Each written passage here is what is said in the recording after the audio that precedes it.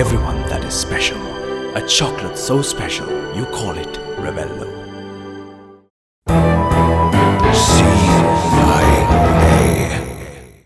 මෙවන විට රටපුරා සහන මිලට ලබා දෙන පොහොරවල පවතින දැඩි හිගයත් සමග ගොවීන් පත්ව ඇත්තේ දැඩි දුෂ්කරතාවකටයි. එම පොහොර හිගය දඩමිමා කරගනිමින් තිස්සමහාරාම ප්‍රදේශයේ පොහොර අලෙවිසැලක කූට ජාවාරමක් ක්‍රියාත්මක බවට ගොවීන් චෝදනා කරනවා. පොහොරේ රුපියල් 2000යි කිව්වා. ඉස්සෙල්ලා මුදල් බඳින්න ඕනේ කිව්වා.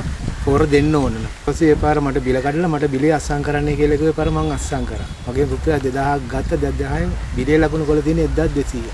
ගොවින් මේ පවසන්නේ සත්‍යයක් දැයි සොයා හිරු CIA කණ්ඩායම ඊයේ තිස්සමහාරාම පොලිසිය ආසන්නයේ ඇති එම පොහොර වෙළඳසැල වෙත ළඟා වුණා. රුපියල් 1200කට බිල්පතක් ලබා දී රුපියල් 2000ක් අය කිරීමට යාමේදී අප ඒ පිළිබඳව මෙලෙස ප්‍රශ්න කළා.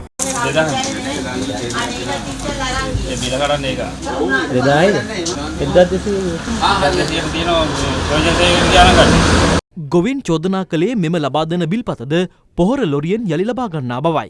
කිසිම ගබඩාවක දැන් පොහොර නැහැ. සංජීව ස්ටෝස් ඒකේ තමයි පොහොර තියෙන්නේ. බිල් කඩන උදේ ඉඳලා 2ට 3ට විතර එන්නේ කියනවා. ඇවිල්ලි ඉවරලා එතන රස්තියාදු කොල්ල කට්ටිය කවුරු ගියාට පස්සේ රෑ වෙලා තමයි පොහොර ටික නිකුත් කරන්නේ. දෙන බිලත් ආපහු ගන්නවා. ගොවින් පැවසූ පරිදිම සවස 6:30ට පමණ LG 1231 දරන ලොරි රථයෙන් පොහොර රැගෙන පැමිණි අතර ඉතා ඉක්මනින් ඔවුන් ගොවින් වෙත පොහොර නිකුත් කර පිටත්ව ගියා. අදාළ පොහොර වෙළඳසැලේ හිමිකරුගෙන් හිරු CIA කණ්ඩායම මෙම සිද්ධිය සම්බන්ධයෙන් ප්‍රශ්න කළා. ඊයේ දිනේට 1200 කඩපු එකක් තියෙනවා. අපි බිලක් කරුවේ මොකුත් නැහැ. අපි අර දෙන්න ඕන හින්දා මිත්‍ර ප්‍රමාණයක් දෙන්න දැන් බලා ගන්න විදියක් නැහැ නේ.